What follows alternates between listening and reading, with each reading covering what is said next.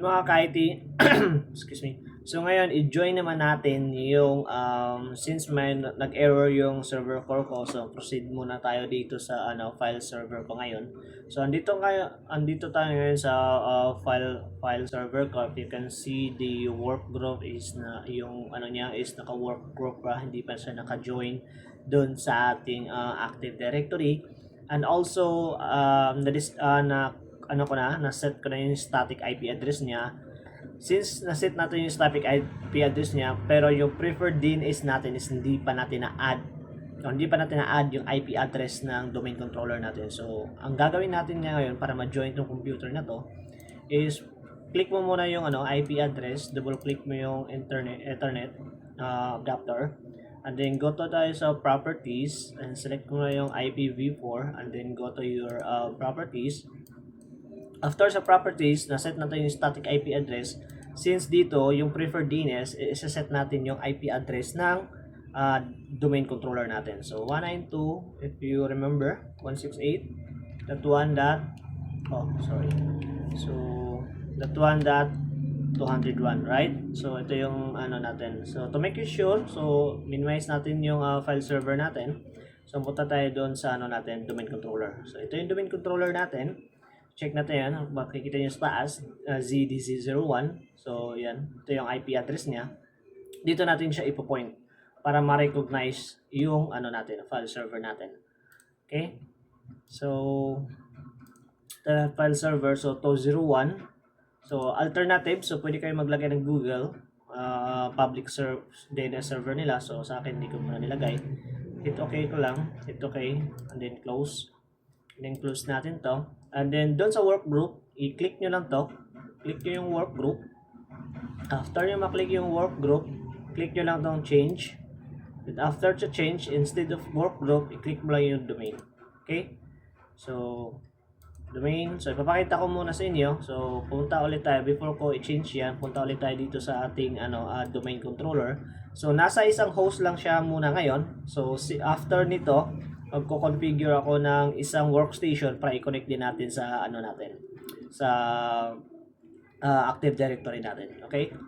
So, punta tayo sa Active Directory natin and then go to the tools and then select nyo lang yung Active Directory users and computers.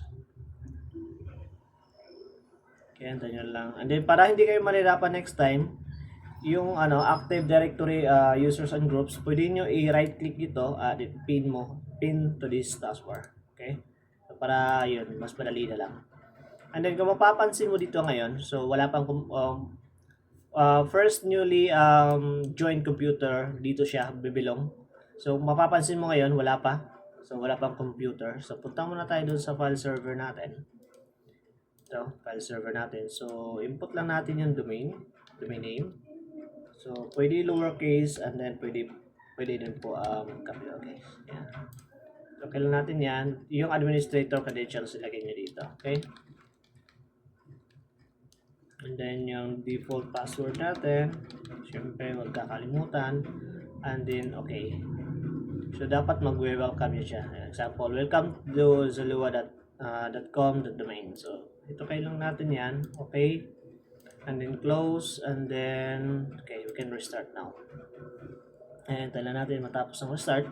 So, ganun po guys. Same pa rin, same procedure. Kung mga ka-IT, ganun pa rin. Same procedure from your workstation. Pag i-join mo yung isang computer, same sa server natin. Yung IP address lang taga, i-point mo dun sa Active Directory natin. Kasi pag hindi mo siya i-point, hindi ma-recognize. So, unreachable ang nakalagay dun.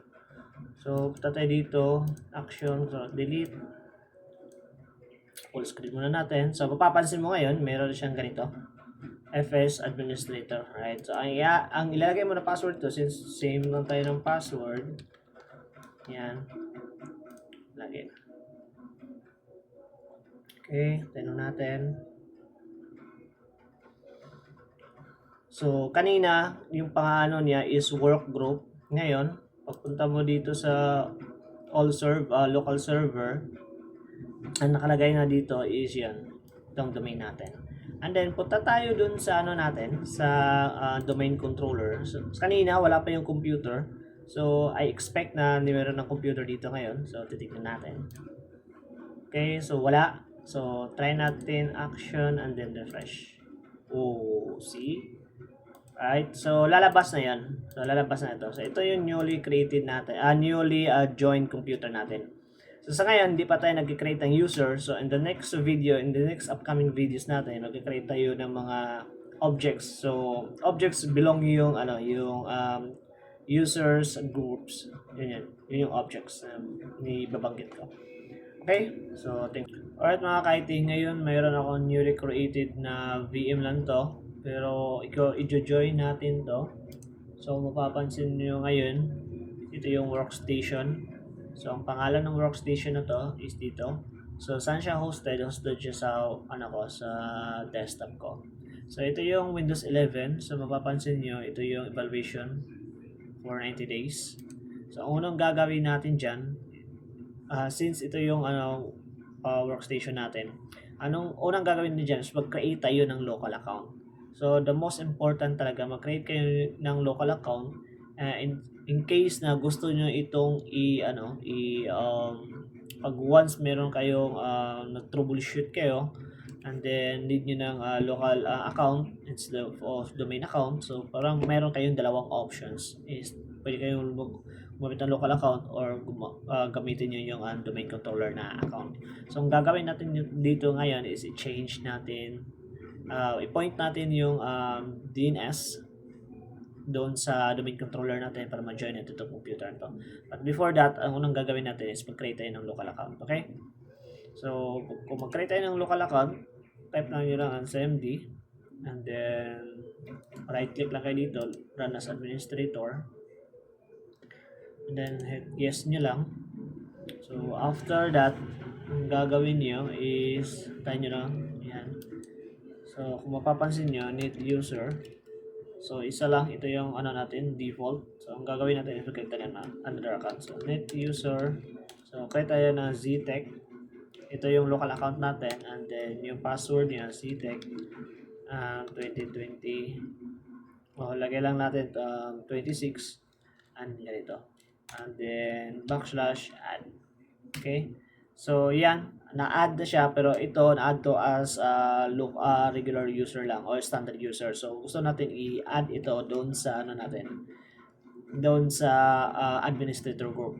So, kung hindi ka comfortable dito, so, add ko muna dito, net local group. So, lagay natin net local group and then administrators. Add natin. So, si ZTech. So, add natin si ZTech doon sa local administrator. Okay, so add na siya. So, verify muna natin kung add na ba siya doon sa local administrators. Yung password nyo, na-add na siya. Okay?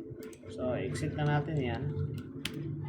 Ang next nang gagawin natin dito is punta kayo, i-right click nyo, punta kayo dito sa File Explorer. Click nyo lang yan. And then, in this PC, ito, i-right click nyo lang to. And then, punta kayo dun sa properties. Okay, hintayin nyo lang konti. Ito. And then, makapagkinta nyo dito sa related links. Click nyo lang to. Ito. Domain or work group. Click nyo lang yan. So, mag-pop up itong settings na to. And then, change. So, the same what we did on the file server. So, input natin si ziloa.com. Ito yung domain natin, and then enter lang natin. Oops, kung mapapansin nyo, ano ba yung nakakalimutan natin dito? Or brainstorming lang muna. Ano yung nakakalimutan natin? Brainstorming lang muna dito. Okay, you got it. So, yun yung problem natin. So, ang problem natin, hindi tayo makakonect. It means, hindi natin na-add yung DNS or yung domain services or yung Active Directory na IP address natin. So, ang next natin gagawin, okay lang natin yan. Okay. And then, punta kayo dito sa punta kayo dito sa networks. And then, Ethernet. And then, change nyo lang to. Instead of automatic, DHCP. So, ang unang gawin nyo lang, edit nyo lang. And then, manual. IPv4. So, lagay nyo lang yung preferred DNS. So, kalagay dito is preferred DNS. So, 192.168.1.201. Okay? Save nyo lang. Okay, nakasave na siya. So, punta kayo ulit doon sa system. Balik tayo ulit. So, yun lang yan. And then, click natin ulit tong domain or work group. And then, click natin yung change. And then, domain. So, zuluan.com. Right? Pag nag-pop up na yung, okay. So, papansin nyo, nag-pop up na. So, make sure. So, nakalagay dito is computer name at domain changes. So, lagay nyo ulit na, Zilua. So, mostly, nilalagay ko ganito talaga para to make sure na, lagi natin dyan administrator. And then, yung password natin. Okay? So, huwag nyo makalimutan yan. So, ito yung password natin. Kino natin. So, dapat mag-welcome siya. Tayo natin konti. Okay. So, nakalagay na dito. Welcome to zilua.com. Okay lang natin yan. Tayo natin konti. Medyo lag siya konti. Oops. Okay. Changing the primary DNS of this computer field. The name will remain zilua.com. It's error. Okay. So, start natin. So, may napapansin ba kayo doon, guys? Ba't nagkaganon siya? So, restart natin. Para malaman natin. So, before natin dyan, so punta na tayo doon sa natin, sa RDP natin. So, mapapansin nyo, punta ulit tayo doon sa natin, domain controller.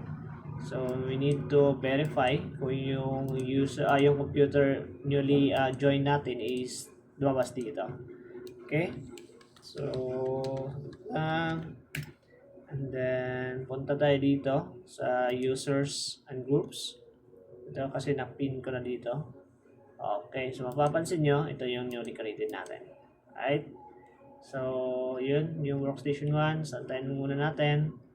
Dapat lalabas siya doon is nakalagay na yung domain natin, tapos username and password. Okay, so doon sa baba. So, mapapansin nyo. So, antayin natin konti.